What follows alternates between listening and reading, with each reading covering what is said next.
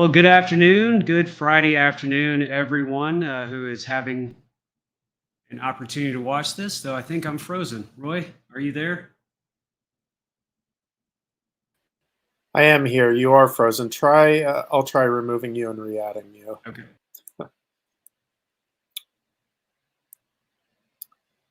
Maybe reconnect your video source.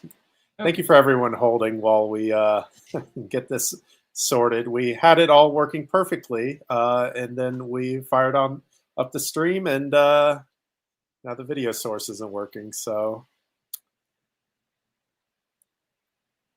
that is the comedy of live television.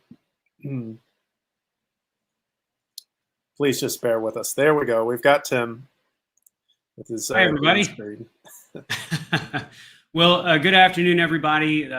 This is Tim Lee, the Executive Director of the Texas Retired Teachers Association. As you can tell, I'm in a studio today, and you can kind of see the realities of live programming. So Roy is going to help us out a little bit today, but you may only get this fancy looking green screen. But you know what? That's all right. We always talk about how members in the Texas Retired Teachers Association are flexible, and we're never been out of shape. So I'm very, very excited. Been looking forward to getting our live shows going again. Today, we hope to cover a whole lot of subjects. I'm going to keep an eye on your comments, and we've got a number of things that we do want to talk about. But mostly, I just want to say Happy New Year to everybody. Thank you so much for joining our live episodes. We're going to be doing these every week as the Texas legislative session starts going again. Can you believe that we are already in the 89th legislative session? It's hard to believe. It has been a wild year and a half. We're going to recap that just a little bit, but please let us know. I see the comment from Rose saying, "Welcome to real technology." Absolutely. Absolutely. Well, we're going to roll with it. I think we'll be all right. Again, we appreciate your patience. So let's go ahead and get kind of started with the show. This is our first episode of the new legislative year. The last time I think I was on one of these live shows, I was with my good friend Lance Gooden. We had just that week been to the signing of HR 82 for the full repeal of the WEP and the GPO. Y'all, I just want to tell you how much I appreciate the number of emails and comments and questions that you all have poured into this. It's something that I think we have to take a few minutes and truly understand what has happened with the passing of HR 82. I mean, obviously, we're going to talk about the 89th Texas legislative session, but hopefully for all of you, certainly for me, it's been sinking in that this is a reality. If you saw my live show when HR 82 finally passed, you probably heard the story about how I was an intern with the Illinois Retired Teachers Association in 1996. The very first issue that I ever worked on was the repeal of the WEP and the GPO. There were a lot of people that never believed that was going to pass. There were, a lot of attempts to try to get things going for years and years and years. The Texas Retired Teachers Association has been on the front line working with our congressional leaders, working with staff in Congress, our senators, multiple states, developing coalitions, building, trying to get to the point where HR 82 would finally go. And a lot of people have said to me, even after we passed the HR 82, they still weren't really sure how it all happened. And sometimes, that's what transpires. You work for years, you think that you're going to get to the place where you're actually going to get something accomplished, and then it all sort of falls apart. That's happened to us on more than one occasion as we worked on that issue. But there were a lot of pieces that fell into place. I have to truly compliment the world of social media. I want to truly compliment our friends and colleagues in Louisiana and Virginia who worked on leadership, tried to push these things forward. The organizations that represent retired school employees around the country. We've had such tremendous support from the Association of Texas Professional Educators here in Texas. We've been true partners on that for years. Of course, my friends in Massachusetts, Mass Retirees Organization. Just just to give y'all a bit of a glimpse into, the broad coalitions of what was going on. I remember doing the live session and I looked at the comments that were happening, and everybody started kind of chiming in where they were, watching from, and people from Massachusetts, California, Arizona, Louisiana, Missouri, Illinois. Obviously Texas. We had people from Puerto Rico that were watching. It was just, it was an amazing experience. I'm so glad that it happened, and I think that we need to share the story of how and why that occurred. I mean, Texas clearly played its part, as all of the organizations that worked on it for years, they have played their part. My intention is to start next week with an initiative that, if you are going to benefit from the WEP or the GPO, if you have benefited in any way from something that TRTA has ever done, if you've ever come to a presentation and you were, inspired by your fellow retirees that were already involved and engaged, and you were looking for something to do, I want everybody who is participating in our association to kind of tune in next week. We're going to send it out through our inside line as well. But we've got something special that I want to try to get to catch on statewide. There are going to be 250,000 Texans that are going to benefit from the repeal of the WEP and the GPO when they start to implement that change. My understanding is that there is work already going on with the implementation. As you read yesterday, TRTA put out an inside line. And if you're new to TRTA and you're not sure what the inside line is, well, that's our free e-newsletter.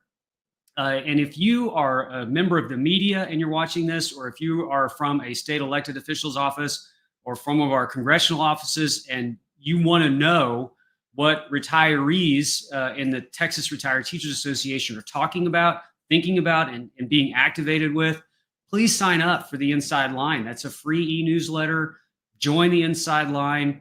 If you're not a member and you listen or you read the inside line, I would find it difficult to believe that after an issue or two of our inside line that you probably would have a hard time resisting joining this organization. It's really, this organization is just a remarkable group of people working diligently to ensure that our retirees' benefits are protected and improved upon. And so, the inside line was talking yesterday about the number of congressional members in leadership positions who are on the Ways and Means Committee, which is our federal congressional House Ways and Means Committee. They're demanding to know from the Social Security Administration how they intend to move forward and implement the repeal of WEP and GPO so that retirees will get their money. Now, there's some good news, bad news with this. And I think it's probably important that all of us, have a realistic view of what may be going on. This is going to affect, this implementation of repealing WEP and GPO will affect 3 million retirees in every state. Obviously, in Texas and California, those two states have the largest number of retirees affected, but there is someone in every state that's affected by WEP and GPO. So it's going to be a nationwide rollout. The Social Security Administration, like a lot of federal agencies, is going to be affected somewhat as we transition leadership from one presidential administration to another presidential administration. We are doing our best to connect with the new administration. I have asked some of our friends that are in elected office here in Texas to use some of their influence so that we can get connected directly to SSA and push them. A lot like that, the congressional leaders are pushing this and may have to have hearings. I spent a lot of time in Washington, D.C. over the last 3 months, and it's very likely that we may be going back again to try to push this forward and calling on the Ways and Means Committee to, haul in those leaders from the Social Security Administration and demand to know how long this is going to take and when retirees are going to receive their money. So as I said, it's sort of a good news, bad news thing. We know that there's a lot of pressure on the congressional, I should say that Congress is putting a lot of pressure on the Social Security Administration to get those benefits recalculated, and that people affected by WEP and GPO will get their money as fast as they can. But I've been told by more than one person that the Social Security Administration is saying this is a complex and complicated rollout. I don't know, how they define that. I'm not sure what exactly that means. They certainly know all the people that are affected by WEP and GPO because they've reduced those benefits. There are a number of people that they have tried to reduce the benefits for now because some people don't know about the WEP and GPO. They start getting their Social Security. Social Security didn't collect it, didn't reduce it when they originally thought they were going to, or should have when they turned 65. And so sometimes you hear these horror stories about retirees who said, "Hey, I just got a letter from the Social Security Administration, and they say that I owe tens of thousands of dollars in back pay because they were paying me too much and I should have had my benefits reduced." There are a lot of folks that are in sort of repayment plans right now, or they've had their benefits reduced because of a situation like that. So look, the information is there. It's just how quickly will the Social Security Administration be able to respond and get those benefits out? It has been reported, and it's clear that at least one full year of benefits must be restored. Is back pay? That's always a question about retroactivity. How far are they going to go back? So we know at least there's 1 year that they're going to have to do retroactive payments for the year of fiscal year or calendar year 2024. And then, of course, however long they take to get the benefits started will be money that you are going to receive, but it also may be money that gets delayed months down the road. And we have heard anywhere between 12 to 18 months is what has been reported. Personally, I think the Social Security Administration should be able to move a lot faster than that. And so that is what we as an organization, that's what you as our members need to be a part of as we start moving this forward. There is something that I said in the inside line that could be interpreted in the wrong way. And I don't have the exact quote, but I was talking about filing for benefits. And the issue here is that a lot of public servants that knew they may be affected by the WEP and the GPO, they may have been told, "Hey, look, you might as well not even file for benefits because you're not going to get them." And so the Social Security Administration has put something on their website, and we can go ahead and share, Roy, I think the first screen that we're going to do in our broadcast today is kind of sharing the information from our website. And it's talking about the Social Security Administration and the retirees who have maybe been told you're not going to qualify for a benefit because of these Social Security provisions that the WEP and the GPO. And so somebody may not have filed. They may be 73 or 4 years old, and they just decided not to file because they thought they were going to be reduced. Well, the Social Security Administration has put something on their website, which we have linked on our website, that basically says, "Hey, look, if you think that you're going to be eligible for benefits and you, for some reason, decided not to apply for those benefits because you knew they were going to be reduced or eliminated, you probably need to log on to the Social Security Administration's webpage and actually file for benefits."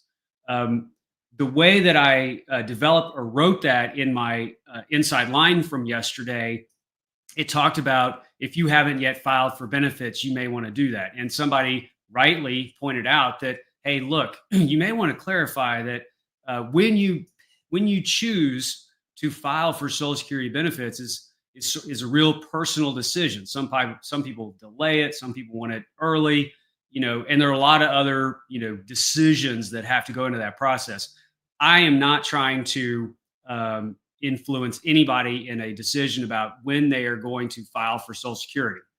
I am simply trying to repeat what the Social Security Administration is saying, and that is, if for some reason you thought you may be eligible for benefits, but you decided not to apply for them because of the WEP and the GPO, you may want to check out their website and go ahead and file for those benefits.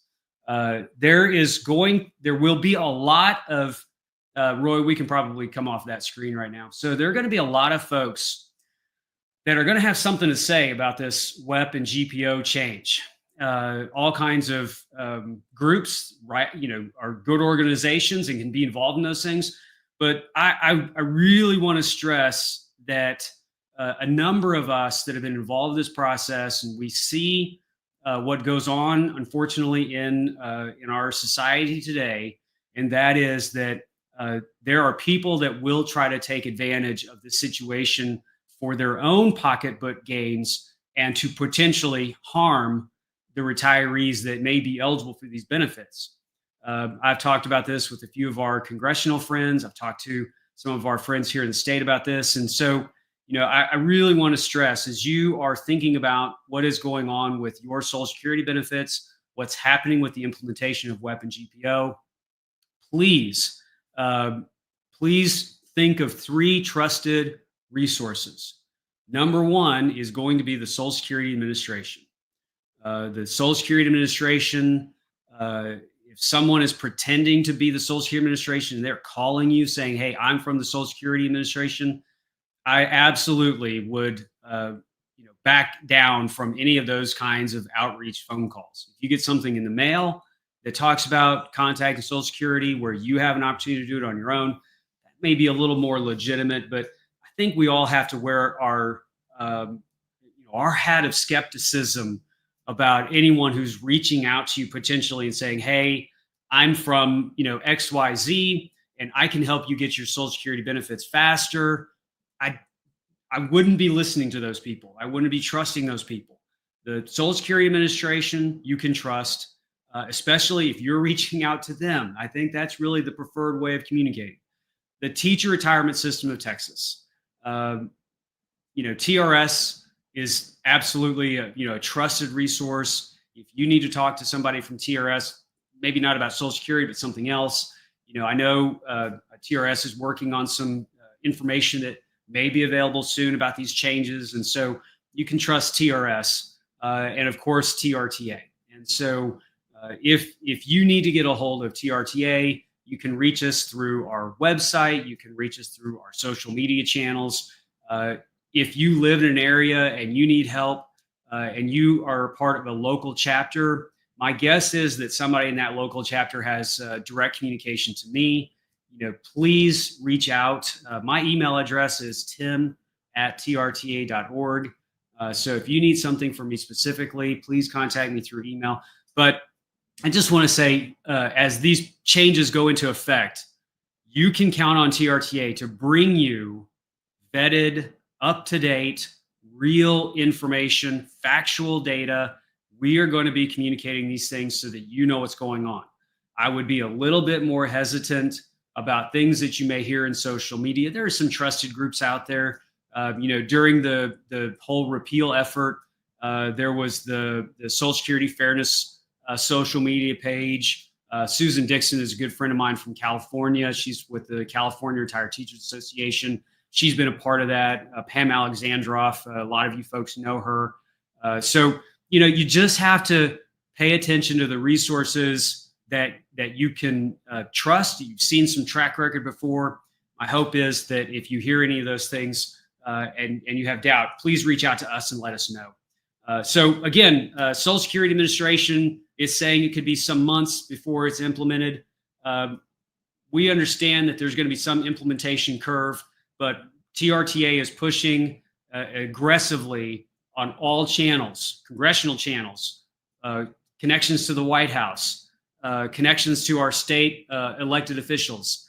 The excitement level from our state elected officials is relatively high because they have heard you over years talking about how these provisions negatively impact you. As a matter of fact, a number of you will remember during legislative sessions in the past, we've had resolutions passed unanimously in our Texas state legislature urging the congressional delegation of Texas to vote for full repeal of WEP and GPO. And so, Joan Huffman, who's the chair of Senate Finance, Lieutenant Governor Dan Patrick and I have talked about this extensively. There are people that have followed this all the time. And so we're working with those to see what else we can get accomplished to get those dollars to you as fast as we can.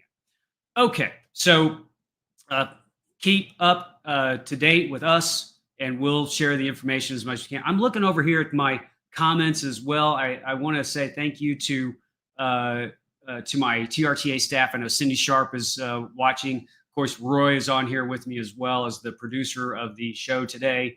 And I'm going to look through these as I can in just a little bit and see if there's anything coming here that we need to answer right away. But let's go ahead and pivot to the here and now. This is one of the things that I think that TRTA does better than anybody else, and that is that we push forward, we work with our elected officials, we win. We may not win everything all the time. We may win things in stages, but we come back and we continue to work on all of the things that are going to improve the retirement security of our school employees and our what we call our current retirees and all pre-retirees. There's over 1 million active school employees. All of those folks are what we call pre-retirees. And so a lot of our work is focused on ensuring that their retirement is safe and that someday they'll be able to have a similar style of secure, defined benefit, traditional retirement plan that all of us know TRS is today. So just a brief recap, if this were a show that ended and it was going from one season to the next, you kind of come back and you have a recap of what happened last time. If you're brand new to TRTA, welcome. I'm so glad you're here. We're going to do this every week. Come back and listen. They're not going to be as long as this first one that we're going to do. We have a lot of information today to talk about.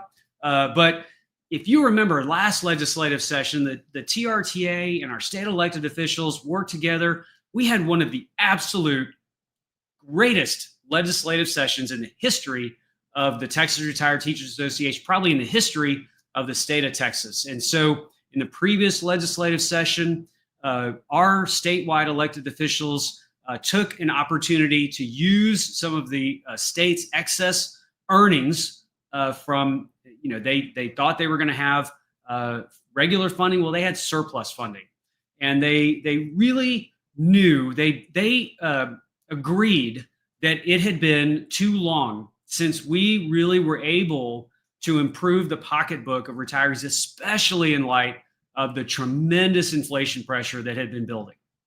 And so the legislature set aside about $5 billion to achieve several goals. One of those goals was to get as many retirees as possible a cost of living increase. Another one of those goals was to take some of our more senior retirees whose incomes were less when they were actively teaching, who had been hit hard by inflation, who had not really received regular cost of living adjustments of any kind, and to provide them a stipend. And that I became more familiar with that term of stipend as I listened to TRS talk about the benefit nomenclature.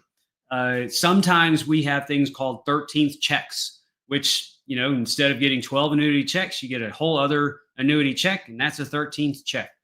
Sometimes it may not be a full check, and we've kind of referred to those as a supplemental payment. So you get your 12 regular checks, and then maybe you get a $2,000 additional check that the legislature made possible through their appropriations process. And well, maybe that annuity of yours is $2,200 a month, but it was a $2,000 check. So it's not really a 13th check. It's more like a supplemental check.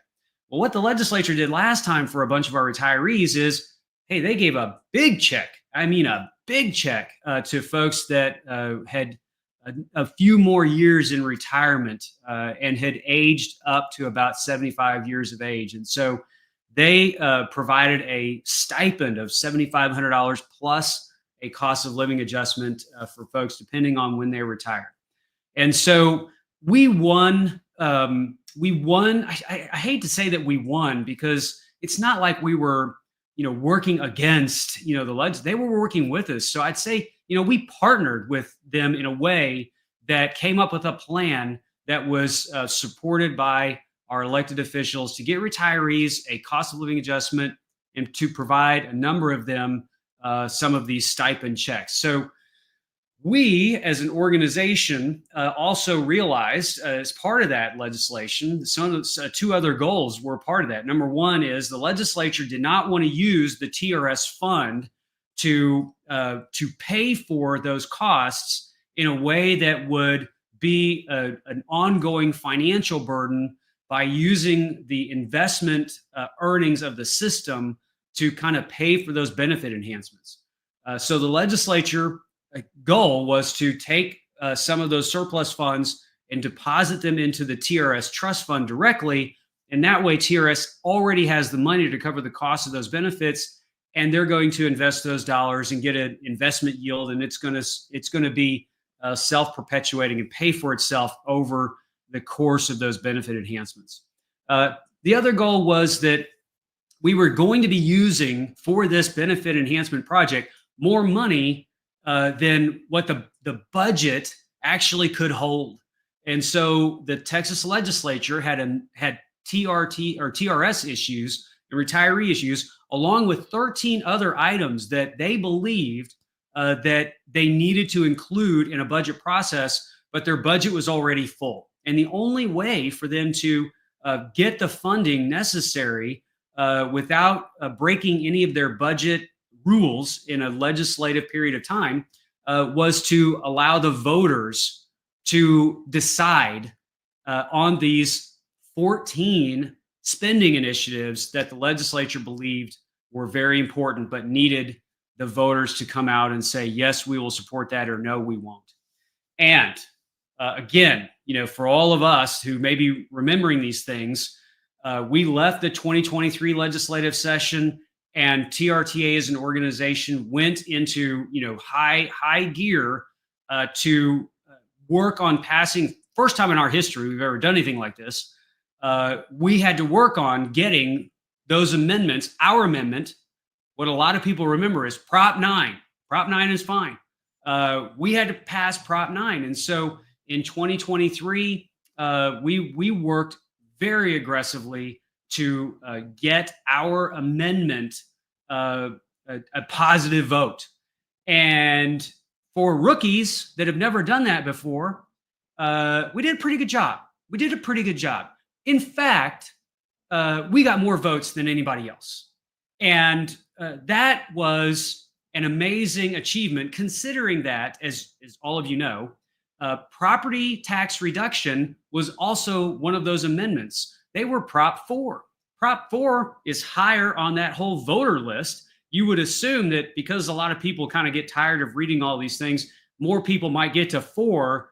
Yeah, say, hey, I want lower property taxes, and then kind of, end their voting and leave. But not only did we get more votes than any other amendment out there, we also got more votes from Texans supporting our benefit enhancements for retirees than anything else on the ballot, including property taxes. It was I think that sent shockwaves through the state of Texas. A lot of people expected us to do well, but nobody, maybe just us, expected us to do that well. I don't know that I ever want to do it again, but we did a great job. Y'all did an amazing job.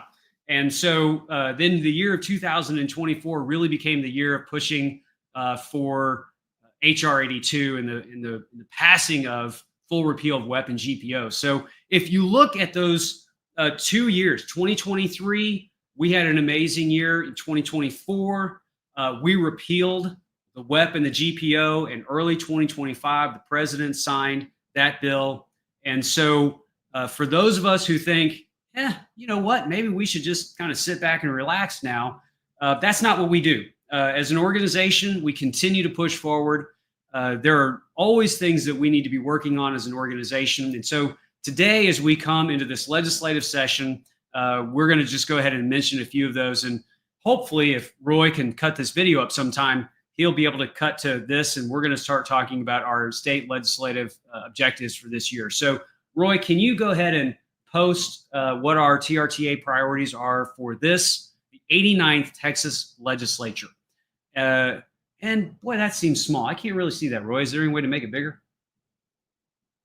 That's all right. I'll use my other cheat sheet screen. That's all right, Roy. Keep it where it is.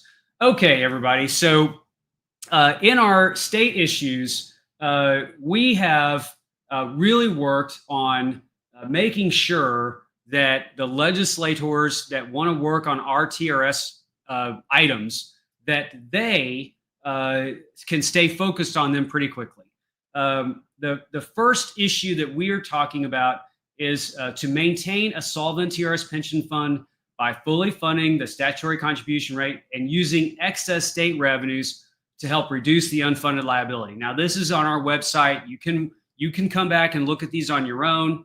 But really, what this issue is about is that we know that for a number of years, the state of Texas had considerably lower contributions to our pension system.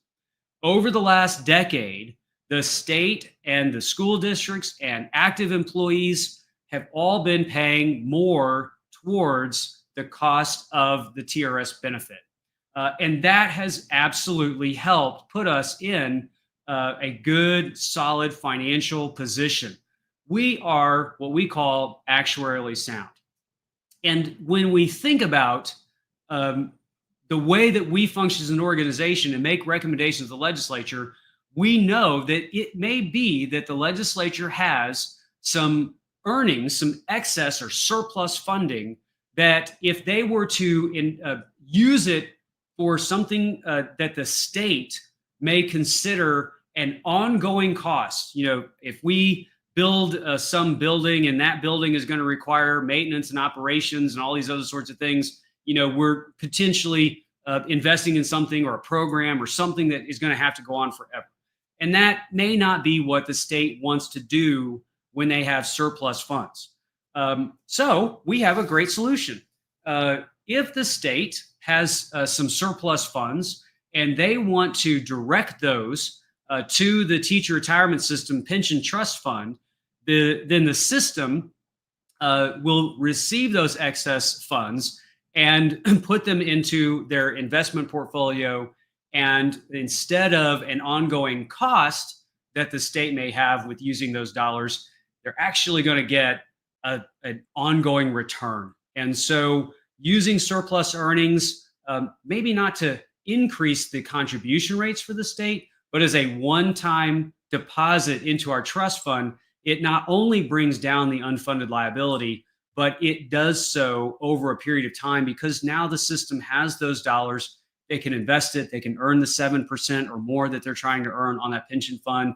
And that helps everybody. It lowers the cost of the TRS for future taxpayers. It lowers the cost of benefits for current taxpayers. And it helps pay down unfunded liabilities so that retirees might be able to get benefit enhancements on a more regular basis. And so that's an issue that we're bringing to the legislature's attention.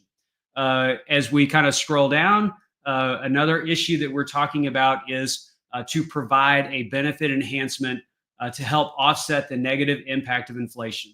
And if you have a chance to read these dot points, you're going to kind of see there are some targeted areas that we as an organization, if the legislature wants to partner with us and as we push on these things and find legislators that also agree that we need to continue to do this, you know that there are a number of retirees that did not get any benefit enhancement last time.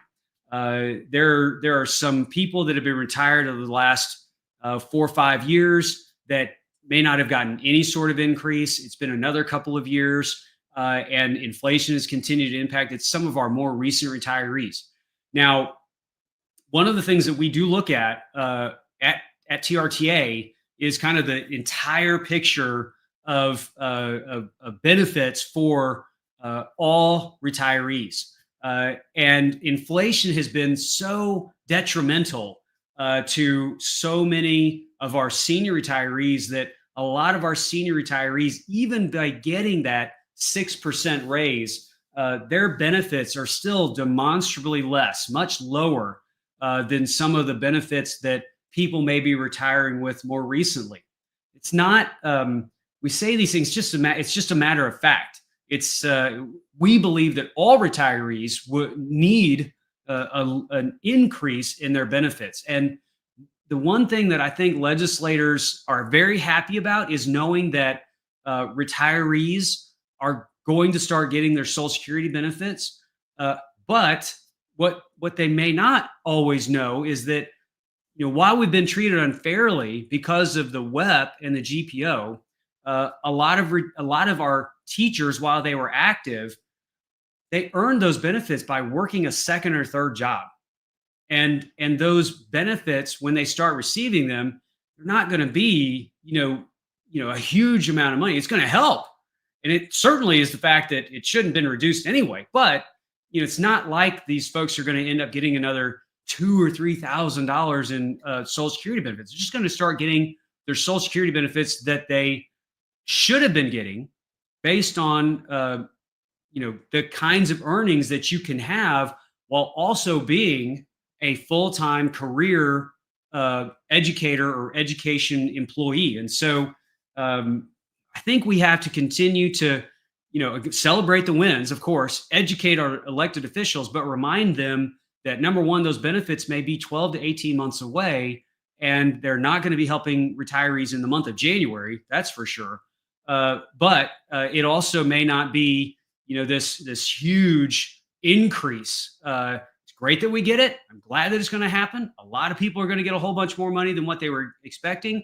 But if you look at what the Congressional Budget Office said, most people affected by WEP are going to, on average, get about $4,500 more a year by getting their Social Security benefits back. So it's going to help. It's going to make a big difference. We're going to get rid of the arbitrary nature of WEP. But at the same time, the cost of milk has still gone up. The price of gas is still very high. The cost of living is still very high.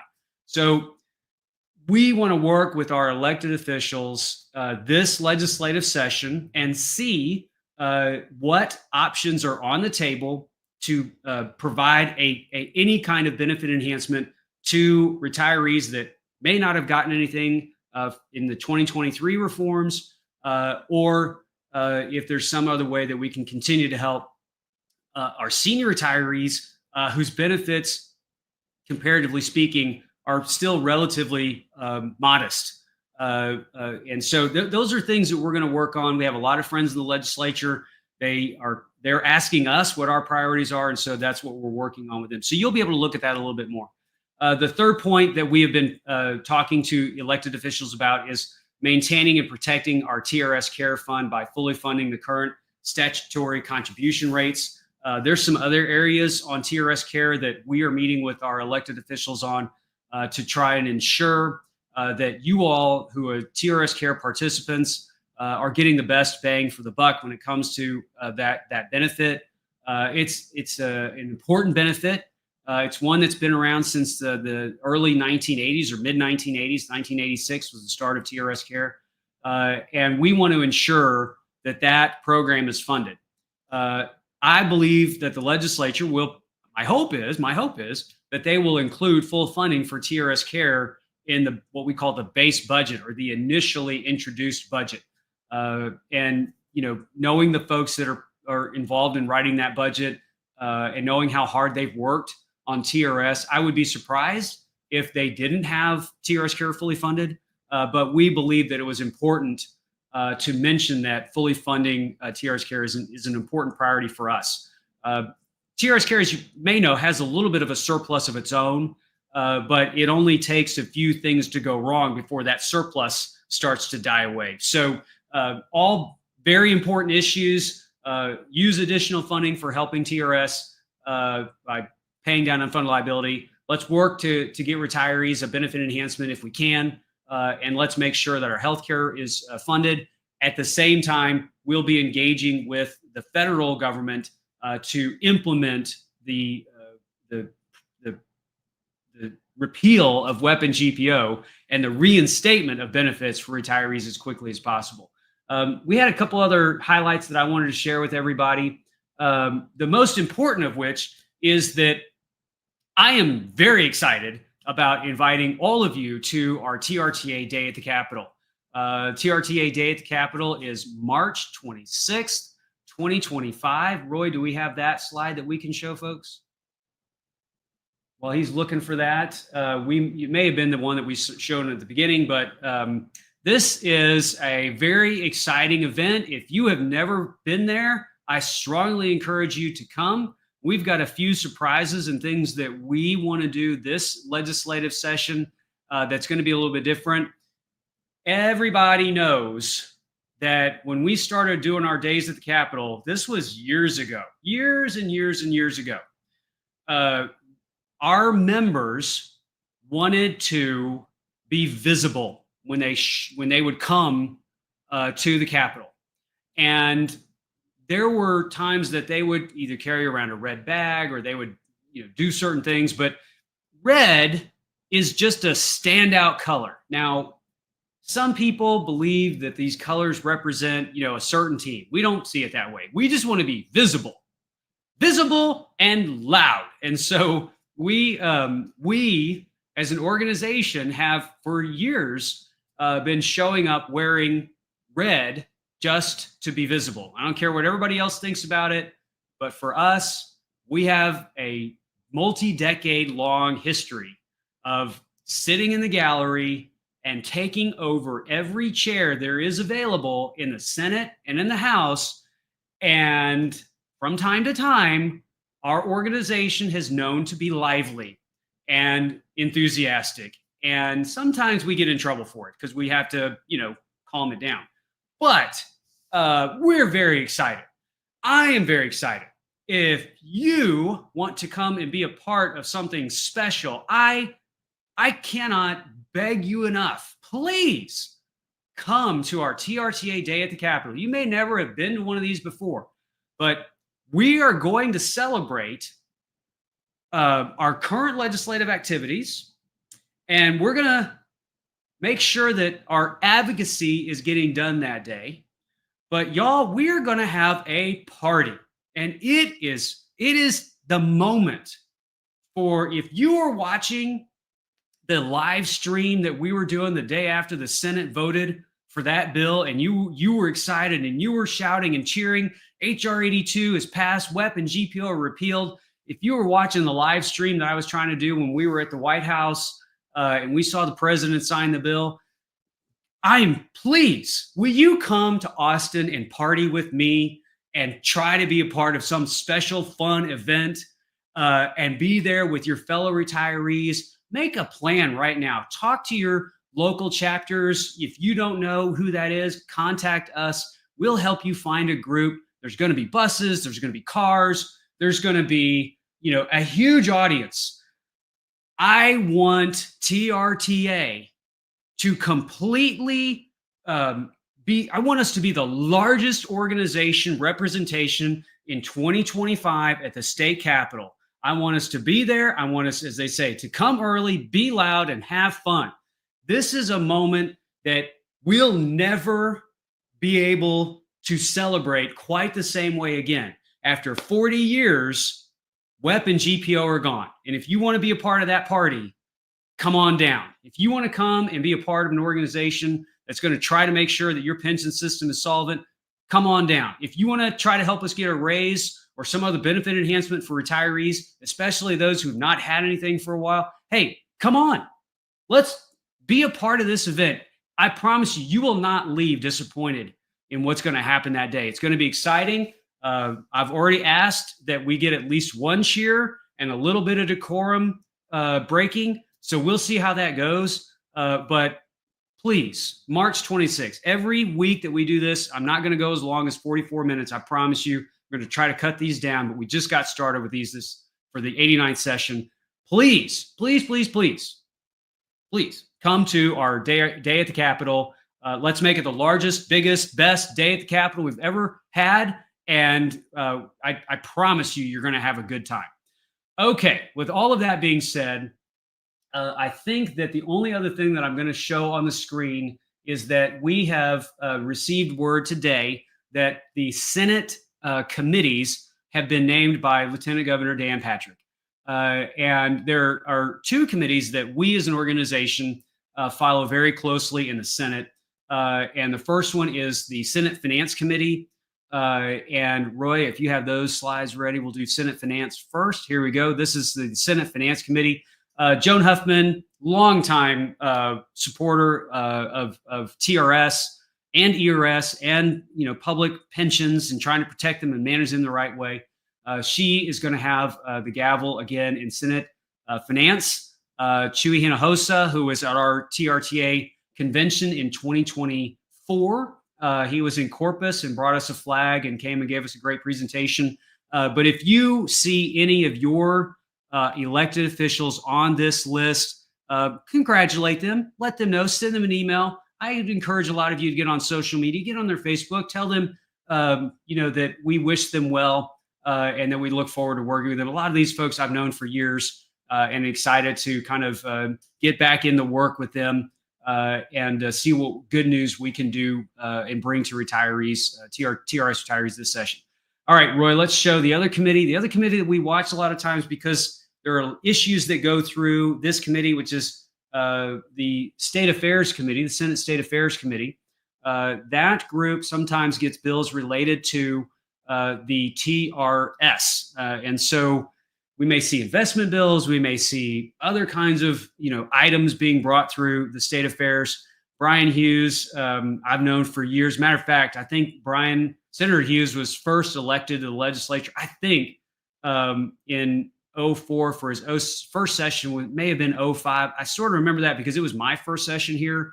And I got a great, Senator Brian Hughes story, but known that guy a long time. He's really hard worker, looking out for our TRS benefits. And, my hope is that we'll continue to work very closely with him. Angela Paxton is the vice chair of that group. Somebody else who's been a longtime supporter of TRTA and TRS items. So a lot of friends on this group too. Look forward to working with them and seeing them. So if you see one of your senators on this list, I'd encourage you to drop them a line and say congratulations on their appointment and look forward to working with them. All right, everybody, I think that is going to cover all of our work that we've done. The last slide, Roy, actually, since we put it ready, I just want to show those of you who are still with me, and if you've been hanging out for 47 minutes, thank you so much for listening to me talk about these important issues. This is our thank you slide. You're going to see, hopefully, this document a little bit more. If, again, you're brand new to TRTA, you get a sense of what we as an organization have been working on. And we are in the 89th session. They have session every other year. We go back to the 80th session. So we're talking about 18 years worth of items. I think my first session was actually before that, but there were some other items in the 78th and 79th. But if you just look at the 80s, and we've gone from 80 to now the 89th, you will see that the legislature has focused on pension funding in the 80th, the 83rd, the 86th, the 87th, and the 88th sessions. Those were times that they increased contributions or they worked on more funding for TRS and making the system actuarially sound. Those efforts have paid off. If you look at where we've had benefit enhancements, we did that in the 80th, the 83rd, the 86th, the 87th, and the 88th. Clearly, the legislature is intent on finding opportunities to help retirees. And so benefit enhancements we've done over a number of sessions. And then if you look at TRS Care, these are sessions where they put in big dollars to ensure that TRS Care was going to be solvent or that it was going to be able to stay afloat and thrive in the coming years. We did that in the 84th, the 85th, and the 86th sessions. And so as an organization, please, hopefully you can see the value that we are bringing to you as the members of this organization. If you have not yet renewed your dues, I'm asking, will you please give us the opportunity to use your dues resources in a way that is going to benefit you, as well as all of your fellow TRS retirees and pre-retirees. It's $35 a year.